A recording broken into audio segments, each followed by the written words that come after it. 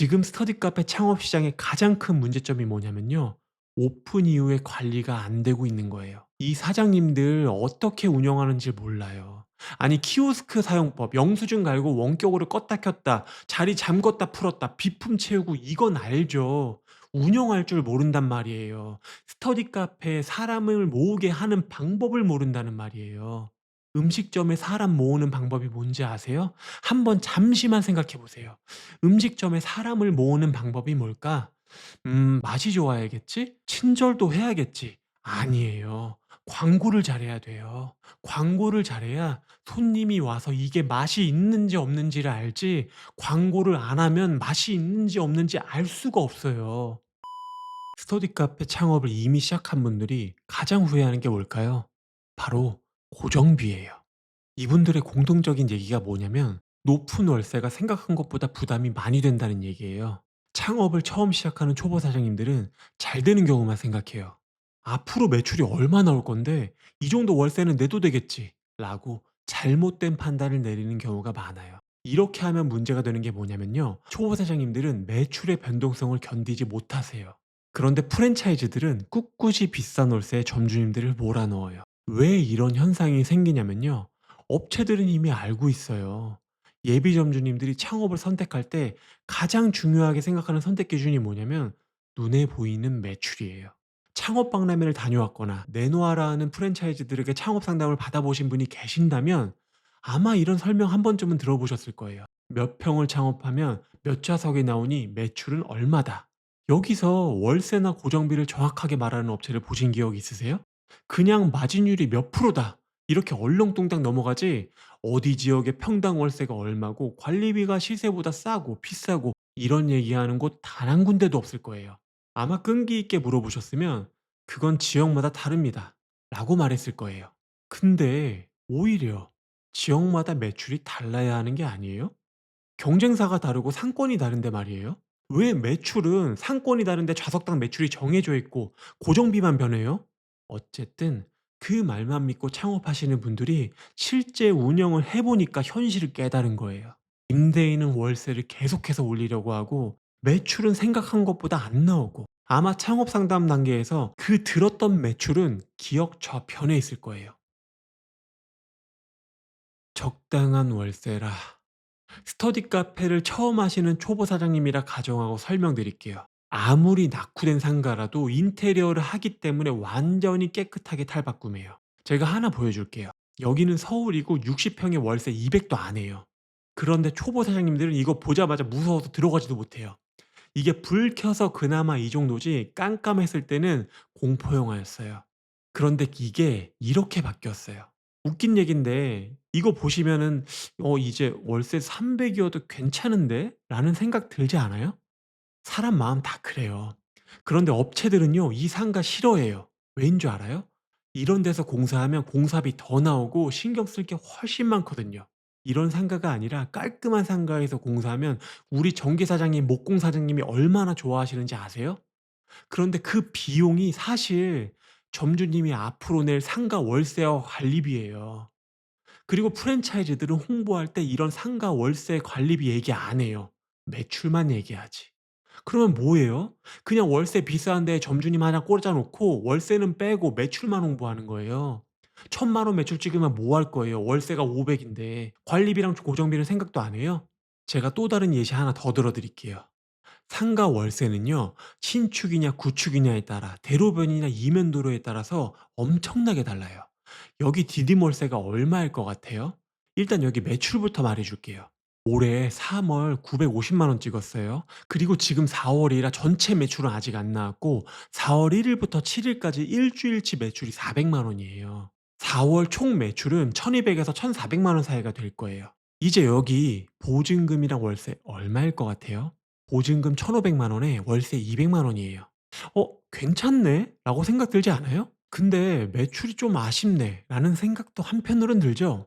월 매출 1,500만 원 정도는 찍는다고 다른 프랜차이즈들은 그랬던 것 같은데 '디딤은 좀 못 버네.'라고 생각할 수도 있어요. 꿈 깨세요. 그 프랜차이즈들 이 지역에 다 있어요. 이 지역에서 저희 디딤이 1 등이에요. 제가 다 보여드릴게요. 같은 날 평일 낮 시간에 1시간 이내로 찍은 사진들이고 이걸 정리한 거예요. 보면 디딤이 낮 시간에 자석 실사용 개수랑 사물함 실사용 개수가 가장 높아요. 여기서 딱 하나 자석 실사용 개수가 높은 게 있는데 이건 독서실이에요. 권종을 파는 스터디 카페가 아니라 자리를 파는 독서실이요. 그리고 자석 총수를 보면 알겠지만 규모 면에서 디딤이 정말 작아요.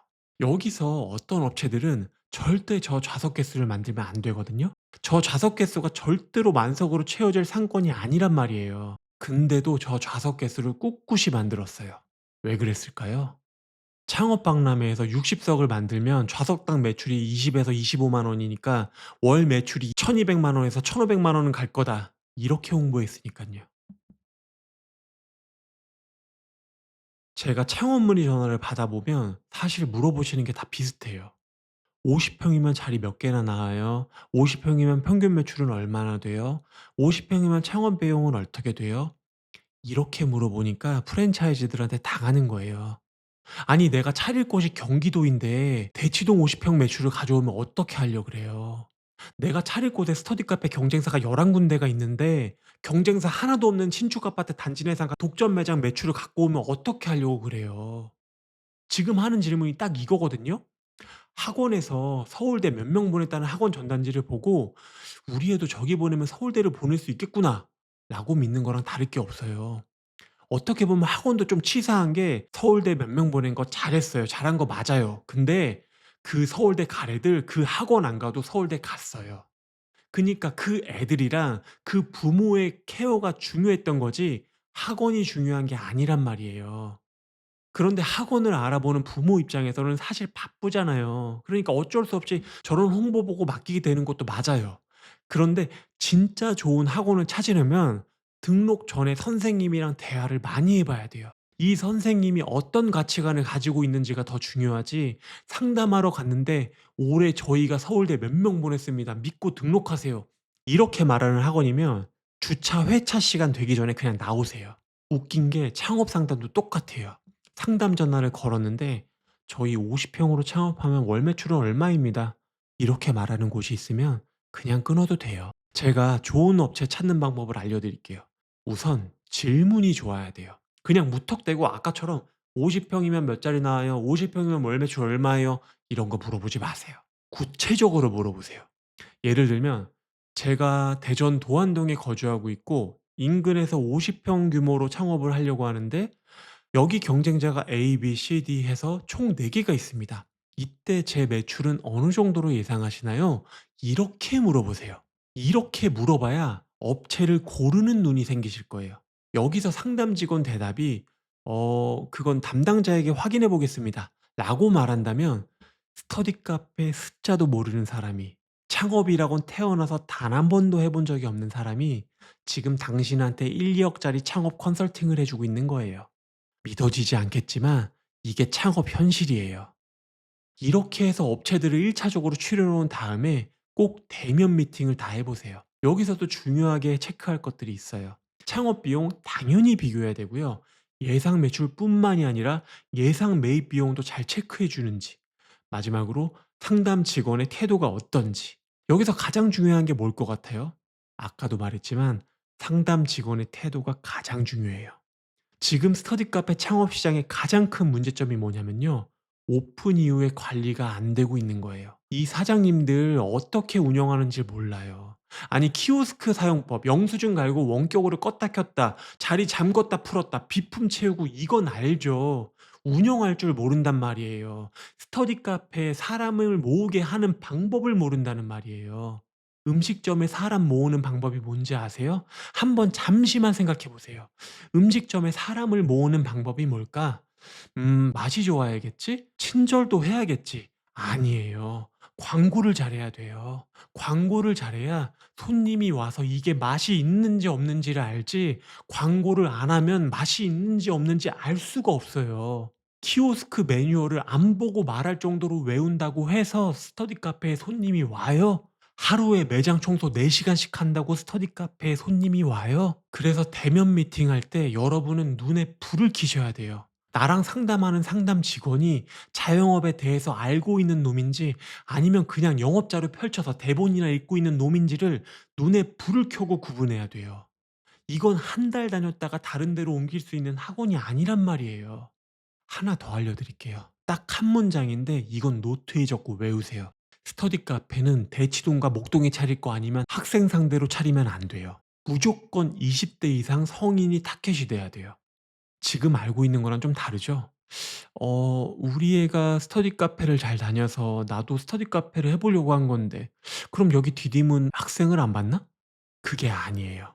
디딤은 학생을 골라 받아요. 학생이 많은 곳엔 성인은 절대로 가지 않아요. 반대로 성인이 많은 곳에는 학생은 어떻게든 끼려고 해요. 기본적으로 성인을 대다수로 채워 놓으면 이 조용한 분위기에 끼고 싶어 하는 학생들이 있어요.